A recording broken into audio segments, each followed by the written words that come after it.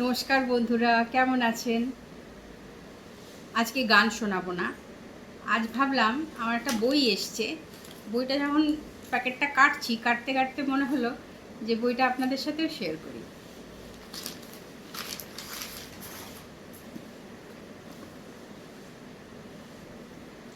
Chaitanya and his age by Rai Bahadur Dineshchandra Sen. আপনারা অনেকেই জানেন যে আমি চৈতন্য সম্পর্কে পড়ি, জ্ঞান অর্জন করার জন্যই পড়ি। চৈতন্যদেবের মৃত্যু রহস্য আমার খুব জানার ইচ্ছা। অনেক বই পড়েছি, কোনোটা স্যাটিসফ্যাক্টরি মনে হয়েছে, কোনোটা আবার স্যাটিসফ্যাক্টরি মনে হয়নি, মনটা খুঁতখুত করেছে, কিন্তু পড়ি। তো এইটা হচ্ছে নতুন সংযোজন। বইটি যেহেতু ইংলিশে লেখা, কিছু করার নেই।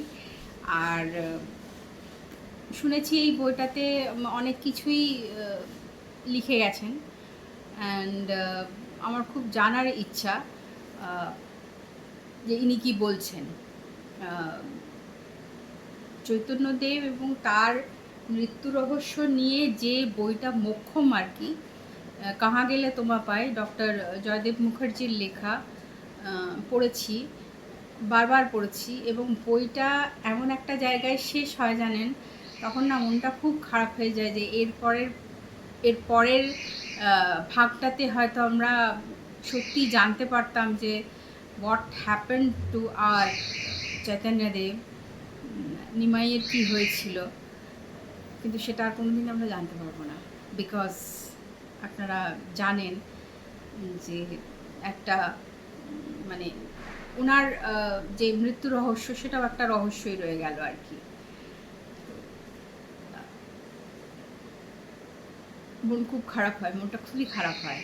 তো চৈতন্যদেব অ্যান্ড আর নেতাজি, এই দুটো যে মৃত্যু রহস্য, এই মৃত্যু রহস্যগুলোকে রহস্যই রেখে দেওয়া হলো। এই সত্যি কথাগুলো কেউই বলছে না বা বলতে দিচ্ছে না, ভুলভাল মিস ইন্টারপ্রেশন। একটা মানুষ কখনো কি বিগ্রহে বিলীন হয়ে যেতে পারে? পারে না। কি করে হবে? ওয়াই, কেন?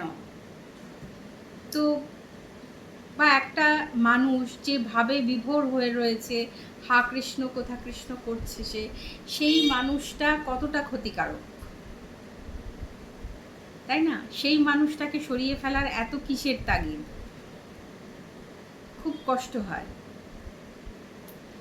আর নেতাজির যে এটা রহস্যটা আমরা সবাই জানি যে একদম ভুলভাল একটা কথা, একটা পুরো টোটালি একটা ব্লান্ডার এটা।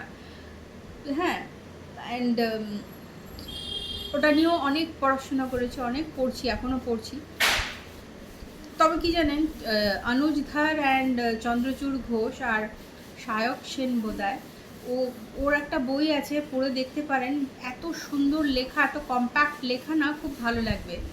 তো এরা যে নিরন্তর নেতাজিকে নিয়ে রিসার্চ করে যাচ্ছেন, কোথাও গিয়ে আপনারা যদি ডিটেলসে দেখেন, ডিএনএ রিপোর্ট, হ্যান্ডরাইটিং রিপোর্ট দেখেন, তখন কোথাও না কোথাও গিয়ে মনে হয় যে হ্যাঁ, যে গুমনামি বাবা বলা হয় না, গুমনামি বাবাই কিন্তু নেতাজি ছিলেন, মনে হয় কোথাও না কোথাও।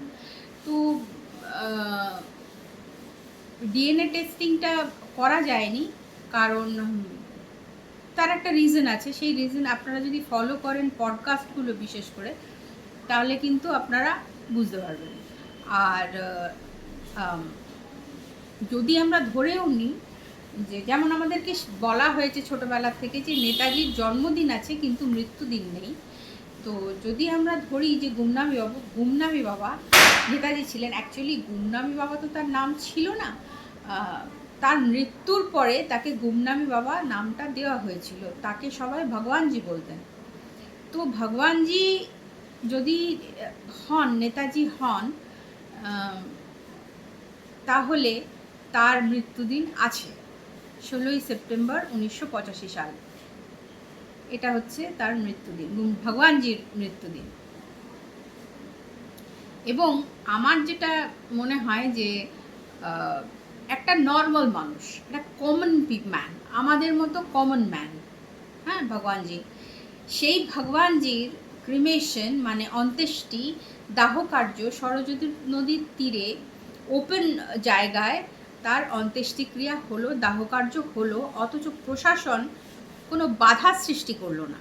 কেন? আপনি শ্মশান ভূমি ছাড়া কোথাও ক্রিমেশন করতে পারেন না, এটাই নিয়ম। তাহলে সেই মানুষটার অন্ত্যেষ্টি কেন পাবলিকলি সরজু নদীর তীরে গুপ্তার ঘাটে হলো? কেউ বাধা দিল না। ভগবানজি ইজ এ কমন ম্যান, আমার আপনার মতো কমন ম্যান।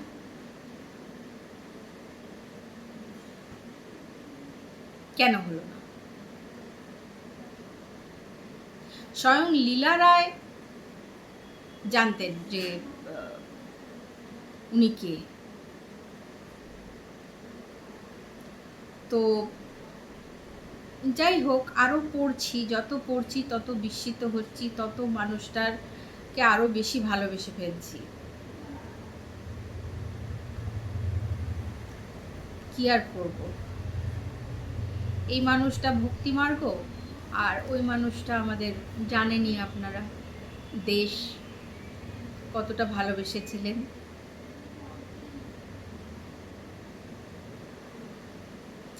আর ভাবছি বুদ্ধাকে নিয়ে পড়া শুরু করব। গৌতম বুদ্ধও আমার খুব মানে কি বলবো, খুব একটা প্রিয় মানুষ বলতে পারেন। তো গৌতম বুদ্ধকে নিয়েও পড়া শুরু করব ঠিক করেছি। তো কোথা দিয়ে শুরু করব বুঝতে পারছি না। কেউ যদি এমন থাকেন আমাকে তাহলে একটু জানাবেন যে কোন বইটা পড়লে বা কোন বইটা দিয়ে আমি শুরু করব বুদ্ধ সম্পর্কে পড়া। আমার খুব ইচ্ছা বুদ্ধদেব সম্পর্কে পড়ার, তো পড়তে চাই আর কি।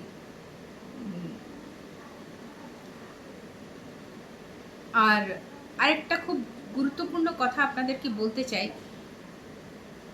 নিজেদেরকে জোর করে ব্যস্ত রাখবেন না।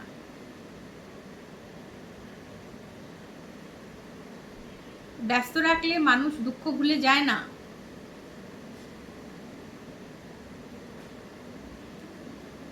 তাই যেটা করলে আপনি ভালো থাকবেন সেইটা করবেন, সেইটা করলে আপনি ভালো থাকবেন। আপনাকে আপনার মনকে ভালো রাখতে হবে না, আপনার মনটা যেন আপনাকে ভালো রাখে। আমার মনটা আমাকে এইদিকে ধাবিত করে, এইদিকে চালিত করে। আমি এই কাগজগুলোর মধ্যেই আমি আমার ভালো লাগা খুঁজে পাই, ভালো থাকি। আপনারাও খুব ভালো থাকবেন। Thank you.